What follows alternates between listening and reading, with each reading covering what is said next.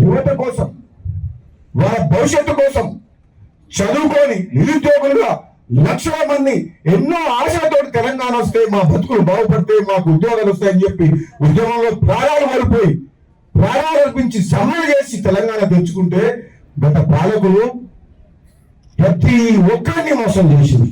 నా నిరుద్యోగ తమ్ముళ్ళని మోసం చేసిండు, రైతులను మోసం చేసిండు, ప్రతి వారిని మోసం చేసిండు. 10 ఏళ్ల పాటు వారు తీసుకున్నమైన అనాలోచిత నిర్ణయం వల్ల మొత్తం రాష్ట్రం ఆగమాగమై వ్యవస్థలని కుప్పకూలి ఆర్థిక సంక్షోభంలో మొత్తం ఆగమైపోయింది తెలంగాణ రాష్ట్రం. ఇప్పుడు వచ్చింది ప్రభుత్వం, పేదల ప్రభుత్వం, పేదల రాజ్యం అయిపోయింది. నా నిన్న మన ఫోటోలు ఎక్కడ ఏదో మీటింగ్ లో బీఆర్ఎస్ పార్టీ మీటింగ్ లో కనబడుతుంది ఆయన. ఇంకెక్కడ బీఆర్ఎస్ ఎప్పుడైతే తెలంగాణ పదం తీసేసి భారత రాష్ట్ర సమితిని పేరు పెట్టిందో ఆ రోజే కథ పెట్టింది పని. బీఆర్ఎస్ పార్టీ ఉండదా? తెలంగాణ వదిలిస్తావా? రాబోయేది వచ్చేది కూడా పేదల రాజ్యం, పేదల ప్రభుత్వం, కాంగ్రెస్ ప్రభుత్వమే వస్తుంది తప్పకుండా. తెలంగాణ ఇచ్చింది కాంగ్రెస్ పార్టీ. మీరు ఎవరికి భయపడాల్సిన అవసరం లేదు. ఈ పాలకుర్తిలో అరాచకం, దౌర్జన్యం మొత్తం పోయినట్టే. ఒక ప్రజా పాలన మీ ముందుకు రాబోతుంది. ఒక శాంతియుత వాతావరణంలో ఎవరికైనా అన్యాయం జరగకుండా చూసుకునే బాధ్యత ఈ కాంగ్రెస్ పార్టీది, ఇక్కడ ఉన్న శాసనసభ్యులది. మీ అందరం ఒక జట్టులాగా మీ అందరికి తోడుంటాం, అండగా ఉంటాం. భయపడాల్సిన అవసరం లేదు. ఇప్పటి కూడా వాళ్ళు పేర్లు చెప్పుకొని ఎవరో కొందరు బెదిరిస్తున్నట.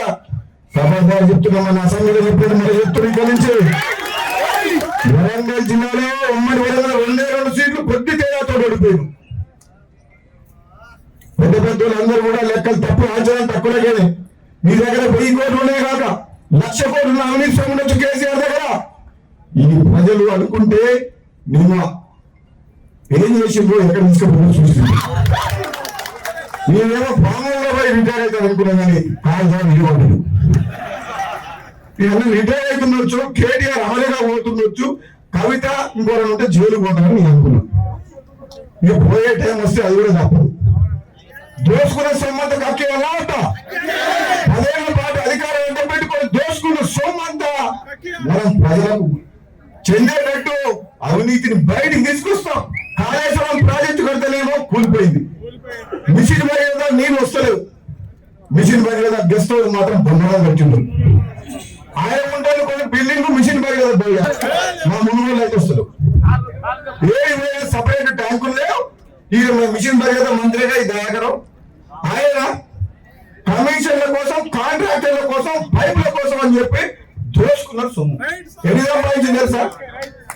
మీ మంత్రి దగ్గర 5 కోట్లు లేనోడు 500 కోట్లు సంపాదించింది.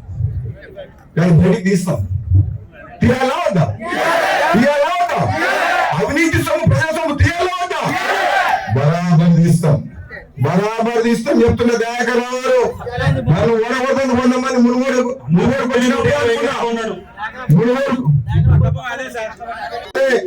రాజగోపాల్ రెడ్డి మళ్ళీ వాపస్ వచ్చిందంటే బిడ్డను మునుగోడుకు వచ్చిపోయినావు కదా. అప్పుడు నాకు నీకు రిటర్న్ ఇప్పిస్తుంది మళ్ళీ కాంగ్రెస్ వచ్చింది. అడుగు పెట్టిన మేడం ఉన్నది, మీకు సరిపోతుంది. ఎప్పుడైనా అవసరం అవుతాయి. మేడం తమ్ముడు ఉన్నాడు, అన్నున్నాడు, నీవు కూడా మీరు ఉంటా. ఏ ఆపద వచ్చినా, సాపద వచ్చినా, ఏ రాత్రి 12 గంటలకైనా, ఏ అర్ధరాత్రి అయినా సరే మన పేరు మీద నడవాలి. దయాకర్రావు ఖబర్దార్, నువ్వు రిటైర్ అయితేనే మంచిది. ఎక్కువ తక్కువ మాట్లాడితే మాత్రం మళ్ళీ మాత్రం మంచిగా చేసిన కాడికి చాలు, దోసుకున్న కాడికి చాలు. ఇక నీ ఆపు రాజకీయాలు